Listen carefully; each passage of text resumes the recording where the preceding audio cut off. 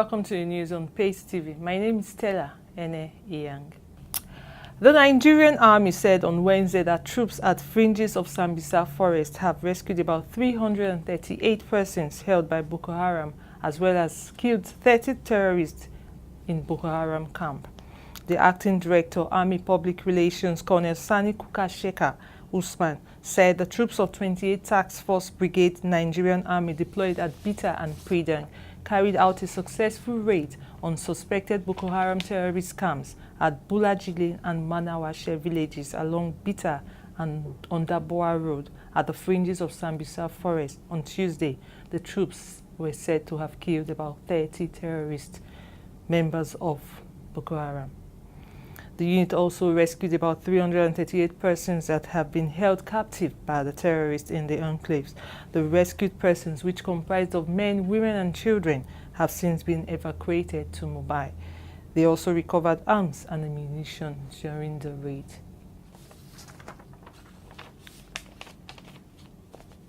Due to the lingering attacks by the Boko Haram insurgents, which has led to the declaration of war against insurgency by the government of Nigeria, the presidency on Tuesday met with 19 international organizations and agencies in preparation to holding a national conference on the insecurity in the Northeast. This disclosure was made by the chairman of Victim Support Fund, VSF, General Theophilus Danjuma, retired, in Abuja at a pre-conference meeting with development partners, where he said that the conference scheduled for December would adopt a plan to be used by stakeholders in construction and rehabilitation of the Northeast. General Danjuma also noted that the meeting is also aimed at sensitizing the international development partners, both in the forthcoming conference and in the development plan. Alassane Ouattara has won a landslide victory in Ivory Coast presidential election. Results showed Wednesday in a vote screen as key to cementing the West African country's bid to overcome a history of electoral violence. The 73-year-old won a second 5-year term outright by gathering almost 84% of ballots in the first round of polls on Sunday, when more than half of voters turned out, despite calls for a boycott by opposition candidates. Ouattara, who had been widely tipped to win, has been credited with reviving the economy, war-scarred country, the world's leading cocoa producer, but also accused of creeping authoritarianism. His main challenger was ex-Prime Minister Pascal Affi N'Guessan, who won just 9.3% of ballots and ran on behalf of the Ivorian Popular Front, the party, the former leader Laurent Gbagbo. The House of Representatives has called on the executive to declare a state of emergency on unemployment in Nigeria. The declaration was one of the resolutions reached by the House on a motion sponsored by the Majority Leader, Femi Gbajabiamila, and 78 other members yesterday. The House of Representatives had mandated the Committee on Labour, Employment and Productivity to hold a stakeholders' public hearing with a view to providing legislative intervention of unemployment in the country. The committee is also expected to conduct an audit of all foreign nationals working in Nigeria in order to determine whether or not any private or public organization has illegally engaged the services of a foreigner to the detriment of Nigerian citizens. As a result of the sack of the governor of Rivers State, Mr. Nyesom Wike, by the Election Petitions Tribunal, the national leadership of the People's Democratic Party has summoned an emergency meeting of the party's national caucus to discuss the way forward. Apart from Wike, the Election Petition Tribunal had also ordered the return of governorship election in 18 local government areas of Akwa Ibom State. The party has also disclosed that it is worried by the loss it had suffered at the tribunals in the last few days. The anxiety which has caused following the announcement of the chairman and deputies of 96 standing committees of the House of Representatives has attracted more attention as one of the chairmen has rejected his appointment. Honorable Garba Mohammed Dati, representing Sabon Gari Federal Constituency, Kaduna, on the platform of the All Progressive Congress Party, APC, rejected his appointment as chairman of the Committee on Solid Minerals Development on the grounds that he was not consulted before the appointment was made. Honorable Dati, who was Deputy Minority Leader in the 7th Assembly, added that the decision was personal and not externally influenced. Honorable Samaria Suleiman, on the platform of the APC, has been appointed to replace Honorable Dati. You're still on the news on Pace TV. Coming up next is business.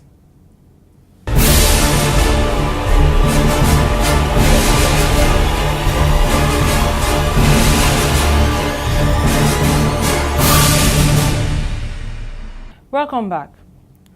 The International Monetary Fund has advised the Central Bank of Nigeria and other central banks in Africa to allow their currencies to depreciate in order to absorb shocks in their economies. The multilateral donor agency pointed out that resisting currency pressure depletes foreign exchange reserves and results in weaker imports.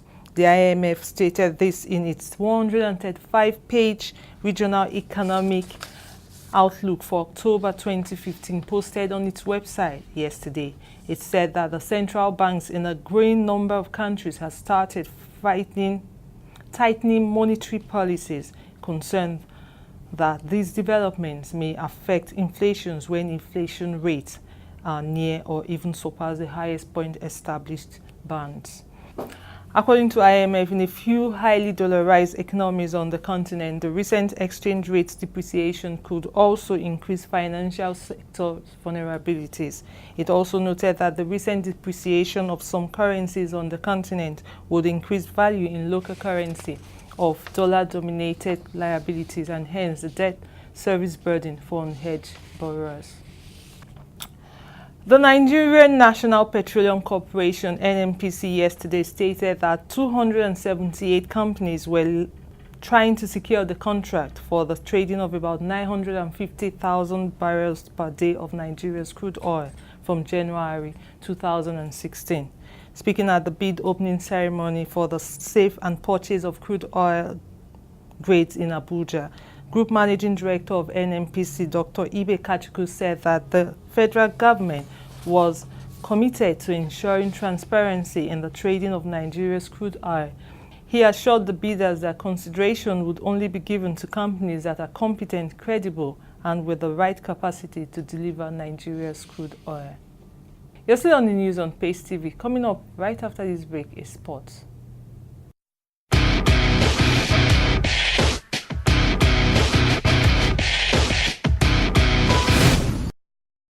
Welcome back. The Golden Eaglets will tonight at the Estadio Sausalito in Vina del Mar, Chile, take on Australia in the second round of the FIFA Under-17 World Cup. This will be the sixth time the Eaglets will cross paths with Australia at the Under-17 World Cup, with the Eaglets emerging victorious in all the last 5 meetings. The Eaglets have scored 12 goals in their meetings against Australia, conceding just 3. Super Eagles coach Sunday Olise is expected to release a list of players for next month's 2018 World Qualifying Cup against Swaziland this week. Olise, who missed the home-based Eagles' second leg clash against Burkina Faso due to illness last Sunday, will resume in the first week of November. The former Borussia Dortmund midfielder will call up 6 home-based players to the squad, with the defenders Chima Akas, Austin Obarakpo, and Jamiu Alimi all expected to be named. Former Super Eagles goalkeeper trainer Ike Shoromu rejected the chance to join up with the national Olympic team. Shoromu, who had previously worked with erstwhile Super Eagles coaches Samson Siasia and Stephen Keshi, turned down the offer after Aloy Agu left the under-23 side for the senior national team. Next on Pace TV News is entertainment. Don't go anywhere.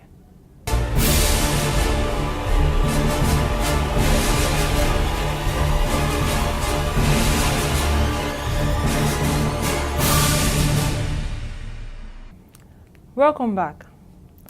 Thank you for letting me into your life, Basketmouth tells wife as they celebrate their 5th wedding anniversary.